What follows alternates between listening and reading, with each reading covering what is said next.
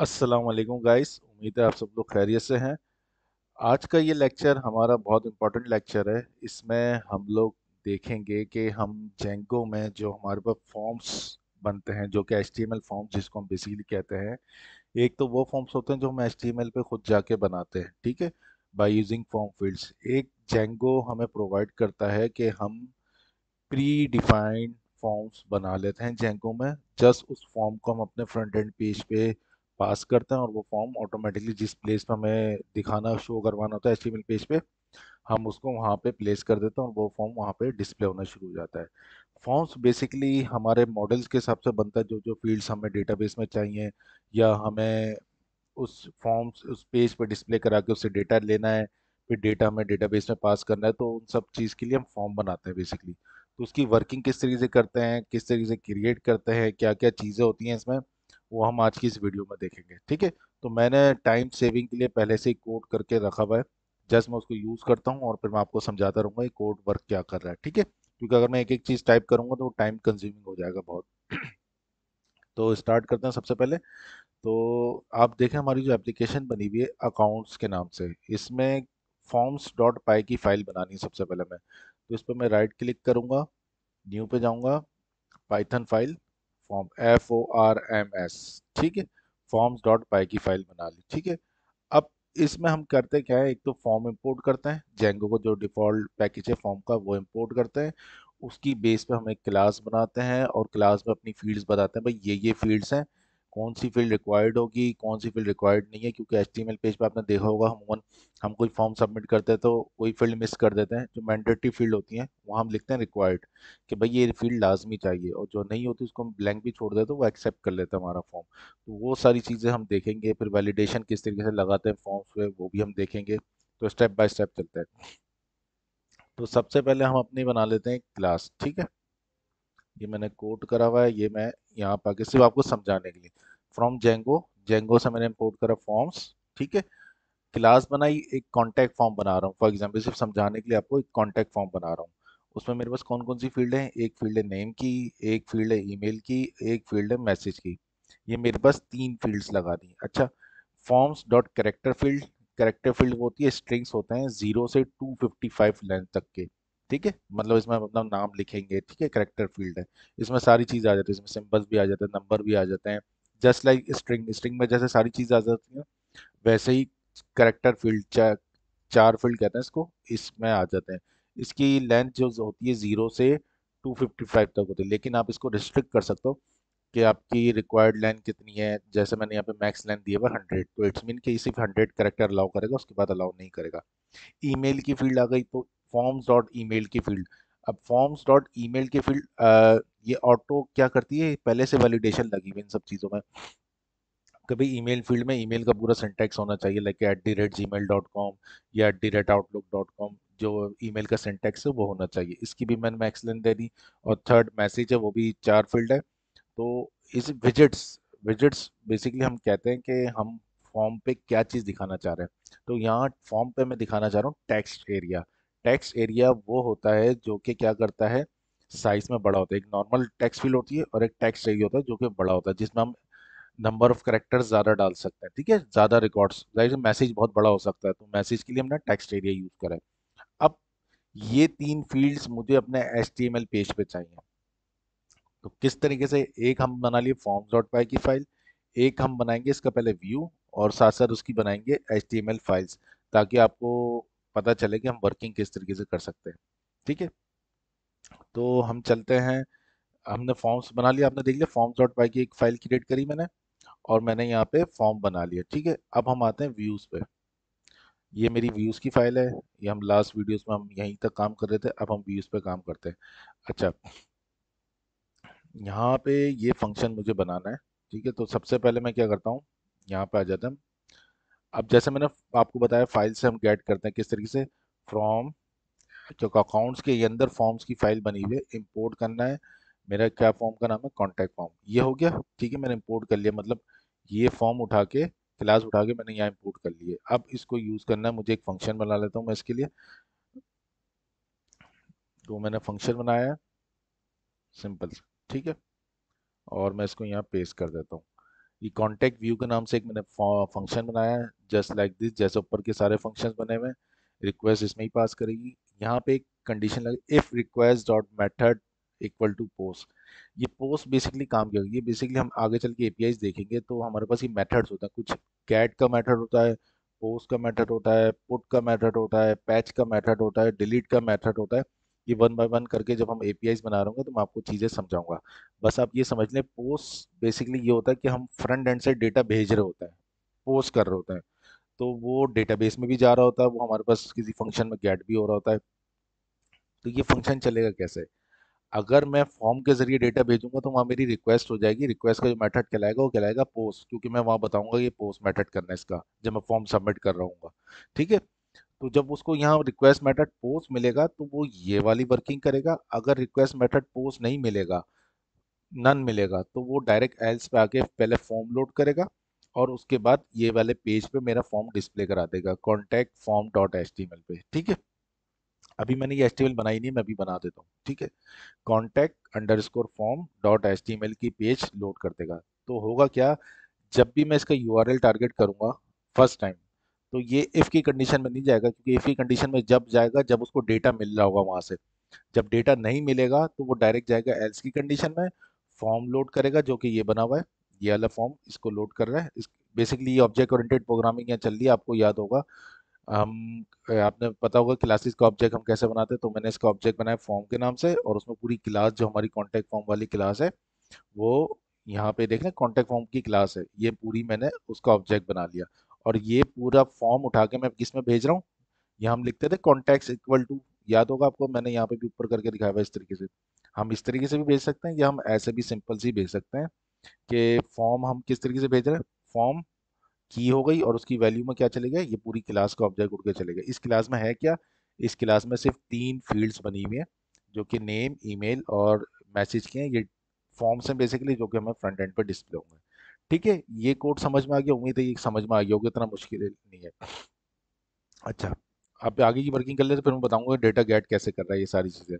अच्छा, ये हो गई। अब उसके बाद हमें क्या करना है, हमें फॉर्म क्रिएट करना है, तो जिसका नाम क्या है, कॉन्टैक्ट अंडरस्कोर फॉर्म। तो टेम्पलेट्स में जाके, न्यू में जाके एचटीएमएल फाइल क्रिएट करते हैं हम। इसका नाम दे देते हैं कॉन्टैक्ट। आप कोई भी नाम दे दें, लेकिन मेक श्योर कि आप फिर उसका रेफरेंस सही दें। कॉन्टैक्ट अंडरस्कोर फॉर्म, ये मेरी फाइल बन गई पूरी। ठीक है। मैं इसको थोड़ा जूम कर देता हूँ, और इसका पहले ही से जो कोड बना हुआ है वही हम यूज़ कर लेते हैं। अब हम आ जाते हैं यहाँ से, आता है ये मेरी बन गई फाइल। ठीक है। इसमें सिंपल सा इतना सा कोड किया हुआ है और कुछ नहीं है। ये डिफ़ॉल्ट चीज़ आई थी, इसका मैंने नाम दे दिया कॉन्टैक्ट फॉर्म।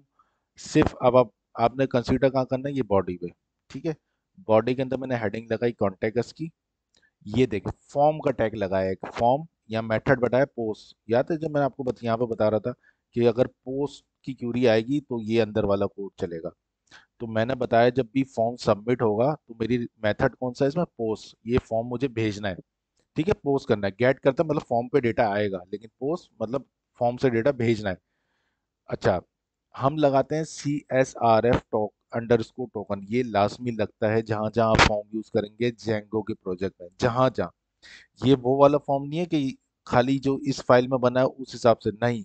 अगर आप फॉर्म्स की फाइल ना भी बनाए, लेकिन एचटीएमएल पेज पे अगर आप फॉर्म क्रिएट कर रहे हैं जेंगो में और उसके जरिए आपने मेथड लगाया गेट पोस्ट का, आप डेटा भेजना चाह रहे हैं, तो वहां आप लगाएंगे C S R F token. ठीक है, ये मैंडेटरी है। आप चाहे फॉर्म्स डॉट पाई की फाइल बनाएं या ना बनाएं, या डायरेक्ट एचटीएमएल से फॉर्म क्रिएट करें, ये मैंडेटरी है। आपने जैसे ही फॉर्म का टैग खोलना है, वहां सबसे पहले आपने क्या लगाना है, परसेंटेज का sign, C S R F, same syntax, underscore token, percentage का साइन। ठीक है, ये अलाउ करेगा cross site referencing, server side referencing, मतलब फ्रंट एंड से बैक एंड पे, बैक एंड से फ्रंट एंड पे डेटा इजीली हेल्प आउट कराता है बाय यूजिंग जेंगो। ये जेंगो का एक मेथड है या एक फीचर है, समझते हैं। ठीक है। अच्छा, उसके बाद हमने क्या भेजा था, उसके बाद हमने भेजा था फॉर्म। आप देख सकते हैं यहाँ पर मैंने रिक्वेस्ट में ये पेज कॉल कर रहा हूँ और उसमें क्या भेज रहा हूँ, फॉर्म। तो अब जो मैंने लगाया वो लगाया फॉर्म, फॉर्म्स। अब इसको हटा देता हूं, आप लोग इससे कंफ्यूज हो जाएंगे। ठीक है। अब ये क्या करेगा, इस फॉर्म के टैग के अंदर मेरा फॉर्म डिस्प्ले कर देगा, जिसमें तीन फील्ड आएंगी और एक एडिशनल मैंने बटन खुद से लगा रहा हूँ सबमिट का। क्योंकि सबमिट बटन क्या करेगा, मेरा पोस्ट की रिक्वेस्ट चला देगा और मेरा डेटा उठा के मेरे फ्रंट एंड पे भेज देगा। फॉर्म लगा और फॉर्म क्लोज हुआ, और उसके अंदर मैंने जस्ट सिंपल सा ये दो चीज़ें, एक तो CSR टोकन जो कि मैंडेटरी है जेंगो में यूज़ करना है, करेंगे। और ये फॉर्म मेरा वो फॉर्म है जो मैंने बैक एंड से भेज रहा हूँ फ्रंट एंड पे, ठीक है। ये तो हो गया। अब इसके अगेंस्ट मैंने यहाँ पे एक और काम करा हुआ है कि अगर अगर पोस्ट की रिक्वेस्ट, फॉर एग्जांपल फॉर्म आया, फॉर्म डिस्प्ले हुआ, डिस्प्ले करके मैंने सबमिट कर दिया, ठीक है। एक काम करता हूँ, पहले मैं आपको ये दिखा देता हूँ चल कैसे रहा है। इसकी URLs की फाइल में जाके पहले मैं इसका राउट सेट करूँगा।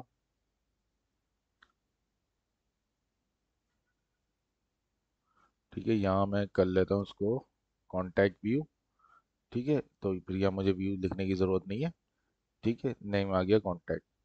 ठीक है, अब हम कर लेते हैं इसको रन। यहाँ मैं वही कमांड चलाऊंगा, पाइथन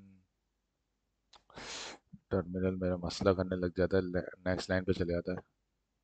पाइथन मैनेज डॉट पाई रन सर्वर। ठीक है, ये मैंने कमांड चलाई। अब ये जब चल गई तो अब मैं इसको कॉपी कर लेता हूँ यहाँ से, और अपने ब्राउज़र पे जाके ओपन कर लेता हूँ। ये मैं आया, मैंने ब्राउज़र पे ओपन करा। यहाँ फिर लिखूंगा मैं अकाउंट्स। अकाउंट्स में मेरे पास कौन सा कॉन्टैक्ट, ठीक है, स्लैश कॉन्टैक्ट का फॉर्म खोला। तो ये देखें फॉर्म बना बनाया गया। क्या क्या फील्ड थी मेरे पास, नेम, ईमेल और मैसेज, ये देखें तीनों चीज़ें बनी हुई आ गई हैं। ठीक है, तो ये एक ही लाइन में बनी हुई आ रही है, ये सबमिट का बटन आ रहा है। ठीक है, तो ये आपने देखा, ये फॉर्म, फॉर्म्स में जाता हूँ, ये तीन फील्ड है, नेम, ईमेल, मैसेज, ये तीन फील्ड्स आ रही हैं। और इधर आके सिर्फ मैंने ये लिखा, तो इस फॉर्म के अंदर तीन फील्ड्स हैं, तो उसने वो डिस्प्ले कर दिया। अच्छा, जो मैंने वो लगाया था डॉट ASP, ये बेसिकली क्या काम करता है, अब देखिएगा, रिफ्रेश करूंगा ना पेज को, तो अब देखें ये कैसे तरतीब में आ गया। SP का मुराद ये है कि फॉर्म की इंडिविजुअल फील्ड, लाइक के तीन फील्ड है इसमें, नेम की फील्ड, ईमेल की फील्ड, मैसेज की फील्ड। तो मैंने उसको बोला कि फॉर्म की तीनों फील्ड को SP, मतलब P के टैग में डालो। फॉर एग्जाम्पल, ये अगर मैं बताऊं आपको, P का टैग लगा के, उसमें आएगा input type equal to text, ठीक है, नेम इक्वल टू ईमेल। ठीक है, अगर मैं आपको ये दिखाऊं फॉर एग्जांपल, ये देख रहे हैं, ये एक और फील्ड आ गई यहाँ पे, ये जो मैंने अभी लगाई है ईमेल की। तो ये पी के टैग में सारा कोड ऐसे आ रहा है, मैंने सिर्फ समझाने के लिए आपको बताया कि वो क्या कर रहा है, सारी चीज़ों को पी के टैग में डाल रहा है। इस तरीके से इसको मैं कमेंट कर देता हूँ, ताकि वो वन बाय वन लाइन में आए। अगर मैंने ये हटाया तो आपने देखा था एक ही रो में सारे डेटा आ रहा था, सारे कॉलम आ रहे थे, लेकिन मैं चाह रहा हूँ अलग अलग उसमें आए, तो मैंने इसको SP कर दिया। ठीक है, SUL भी कर देते, अनऑर्डर लिस्ट में आए, तो उसके लिए फिर वो डॉट डॉट डॉट बने हुए आ रहे हैं। ठीक है, इस तरीके से भी हो सकती है। तो ये सिर्फ डिजाइनिंग पर्पस के लिए कि वो कैसा नज़र आना चाहिए, हम पी में कर देते ताकि हमें अलग अलग सेपरेट नज़र आए चीज़ें, इस तरीके से। ठीक है, अब ये देख रहे हैं तीनों चीज़ें यहाँ पे आ गई हैं। अब ये तो आ गई हैं, लेकिन अब अगर मैं इसको करता हूँ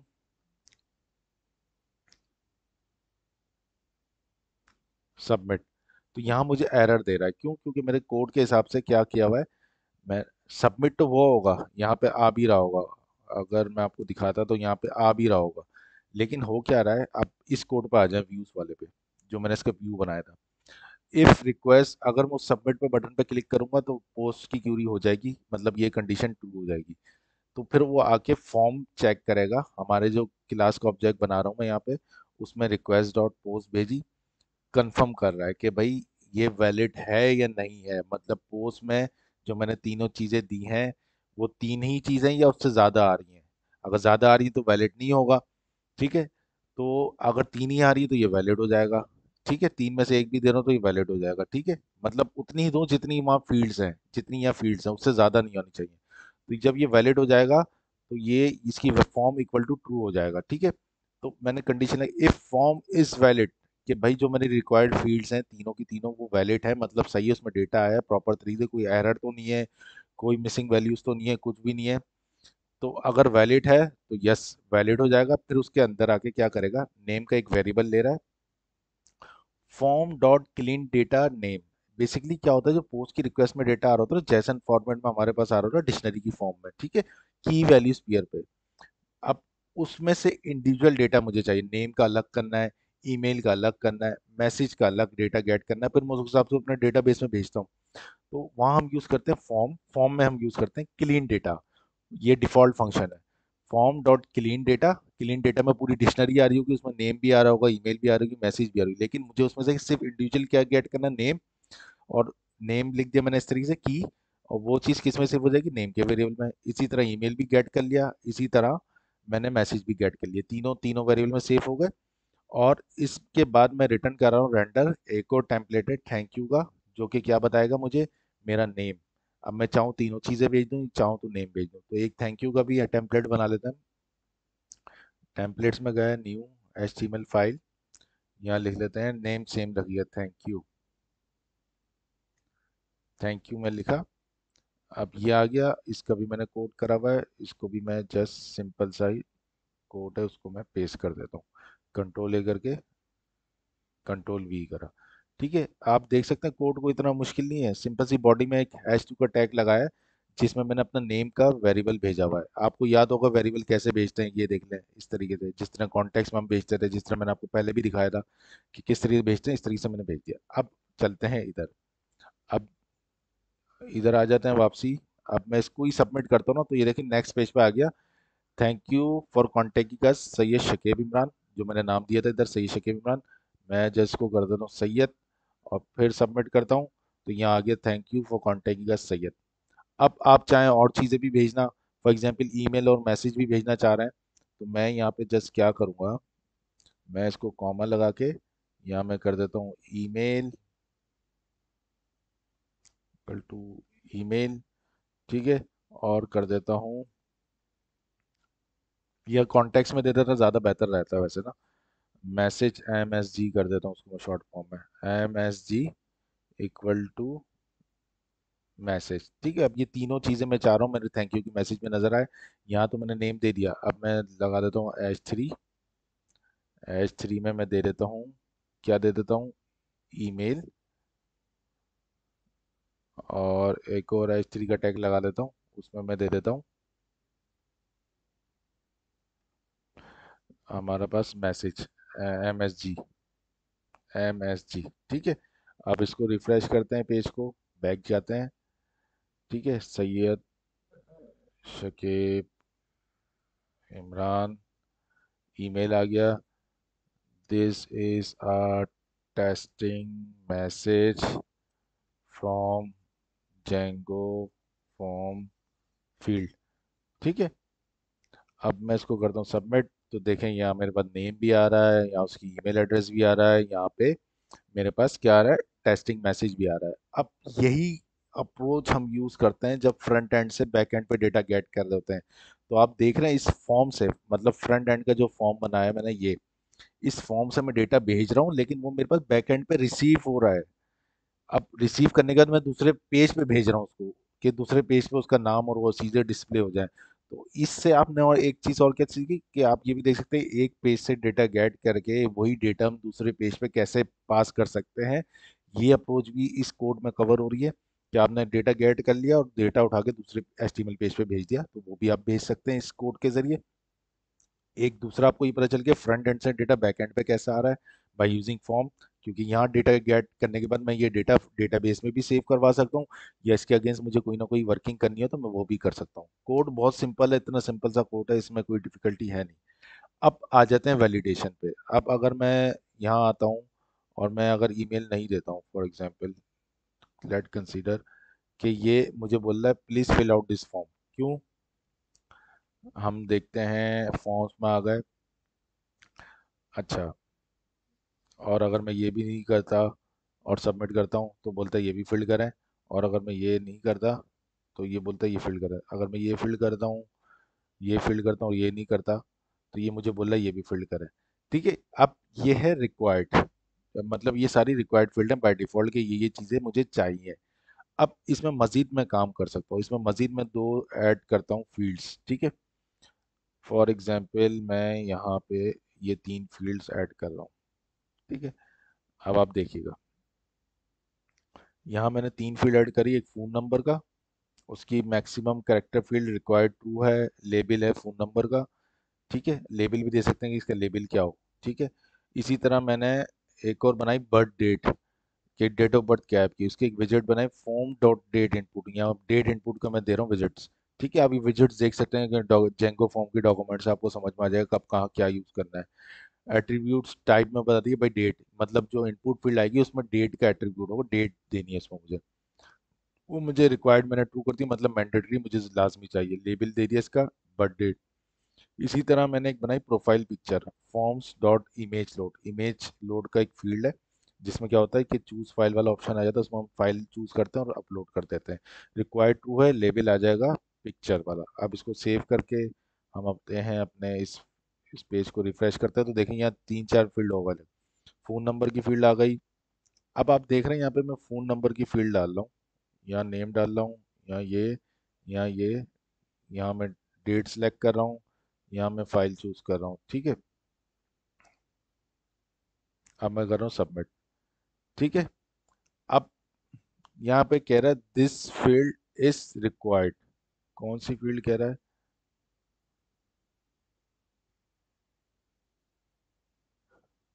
ठीक है, नो चूज एंड फाइल। अच्छा, अब इसका बेसिकली पर्पस ये है कि मैंने उस पे क्या कहते हैं, उसको डेटा मिल नहीं रहा होगा, उसको मैंने कोई वर्किंग की नहीं है फर्दर ऑन, तो मैं इसमें एक काम ये करता हूँ, मैं इसमें वैलिडेशन लगा देता हूँ, ठीक है।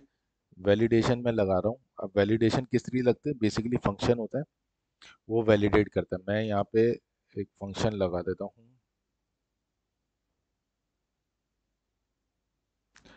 ठीक है, डेफ क्लीन फोन नंबर, ठीक है।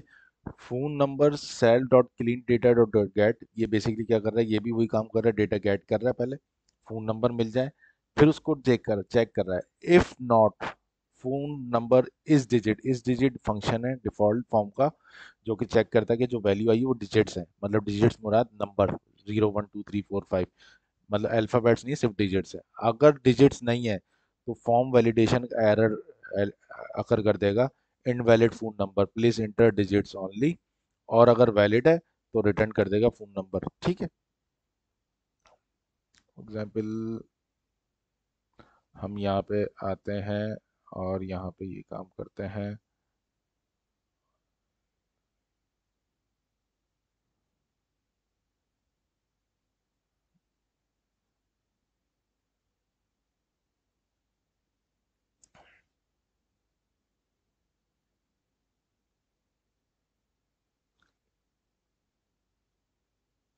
अच्छा, अब हम यहाँ पे आए, यहाँ हमने ये चीज़ कर दी, यहाँ हमने डेट ले ली, और यहाँ हम इसको सबमिट करना है।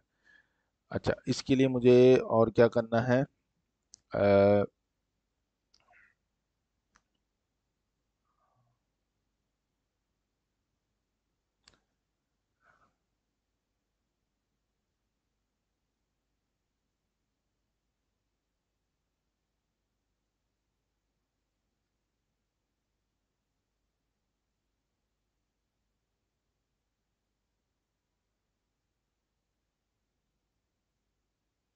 अब ये देखें यहाँ पे, अगर मैं इस पेज को रिफ्रेश करूँ कैंसिल करके, कंट्रोल शिफ्ट आर कर देते हैं, कंटिन्यू कर देते हैं। अब अगर मैं यहाँ पे दे रहा हूँ फ़ोन नंबर, देखें ASDF, ठीक है। एक काम करता हूँ, मैं दोबारा इसको चला लेता हूँ, आप लोगों को पहले से मैसेज नज़र आ रहा है, क्योंकि अभी तो मैं प्रॉपर काम किया नहीं है, मैं तो जस्ट अभी सिर्फ आप लोगों को बता रहा हूँ। अकाउंट्स और कॉन्टैक्ट पे आ गए। अब मैं यहाँ दे देता हूँ नेम, यहाँ देता हूँ ईमेल, या मैसेज दे दिया मैंने, या फ़ोन नंबर में भी ASDF लिख दिया।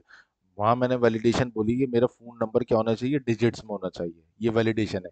ये उस ऑटोमेटिक नहीं करेगा, जब मैं सबमिट करूँगा जब बताएगा कि वैलिडेशन अगर हो गई यहाँ पे ना, कि एरर हो गया है, फॉर्म सक्सेसफुली फिल्ड नहीं हुआ है, ठीक है। अच्छा, अब वापसी आ जाते हैं यहाँ पे, और यहाँ डेट सेलेक्ट कर देता हूँ, फॉर एग्जांपल दिस। अब मैं इसको करूँ सबमिट। अब अगर मैं बैक पे आता हूँ,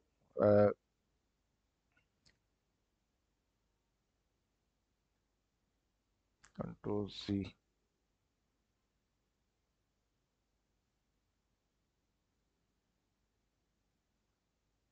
नेम, ईमेल,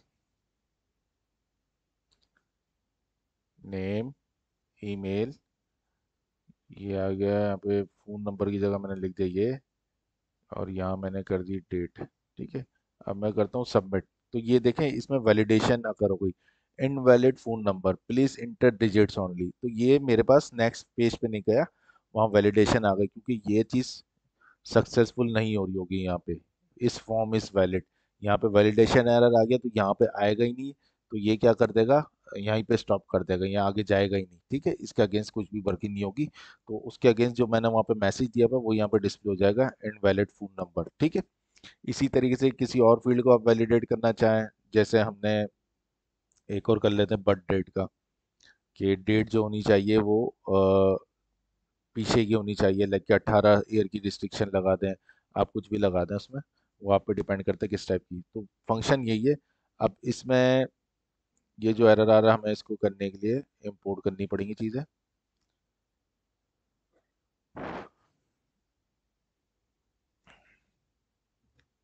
यहाँ हम कर दे रहे हैं date time, import date time. अब इसको हम कर देंगे date time dot now, date time dot now dot date. ठीक है, वैलिडेशन लग गई कि अगर क्या यहाँ पे क्या लगाई हुई है, if birth date and birth date, ठीक है, जो गेट कर रहे हैं वो, और जो हमने भेजी है वो क्या हो, ग्रेटर देन हो आज की डेट से, तो वैलिडेशन एरर है, birth date can not be in the future. मतलब पीछे की हो सकती, करंट डेट से ज़्यादा की तो नहीं हो सकती। मतलब आज जैसे हम ये वीडियो रिकॉर्ड कर रहे हैं, आज जैसे 11 अक्टूबर है, तो अगर मैं डेट ऑफ बर्थ डाल दूं 12 अक्टूबर की, तो वो पॉसिबल नहीं है ना। वो जाहिर सी बात है भाई, पीछे आप डेट ऑफ बर्थ हो सकती है, फ्यूचर की तो नहीं हो सकती। तो उस पर वैलिडेशन हमने लगा दी। उस पर क्या मैसेज आएगा, birth date can not be in future. इसी तरह फ़ोन नंबर अगर डिजिट्स नहीं है तो इनवैलिड फ़ोन नंबर जो कि आ रहा है। तो इस टाइप की चीज़ें होती हैं अगर। आप इसको रिफ्रेश करते हैं।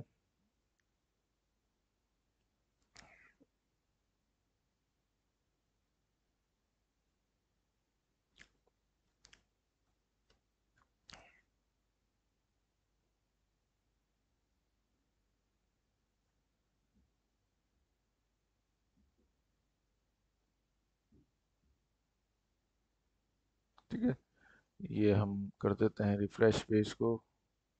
यहाँ हमने लगा दिया नेम, ईमेल, मैसेज में ये दे दी। इसमें हम दे देते हैं 16 अक्टूबर, सबमिट करते हैं।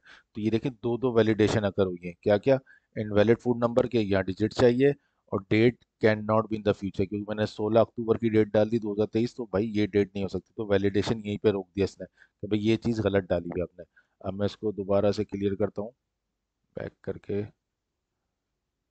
करके। ही मैं यहाँ आया, अकाउंट्स, कॉन्टैक्ट। ठीक है, अब यहाँ नेम डाला, ईमेल डाली, मैसेज डाला, फ़ोन नंबर 123 डाला, और डेट ऑफ बर्थ मैंने पीछे की डाली, और सबमिट करूँगा। तो ये देखें नेक्स्ट पेज पे चले गए, मतलब कोई वैलिडेशन अगर नहीं हुई, कोई एरर नहीं आया, और मेरा सक्सेसफुली सबमिट हो गया।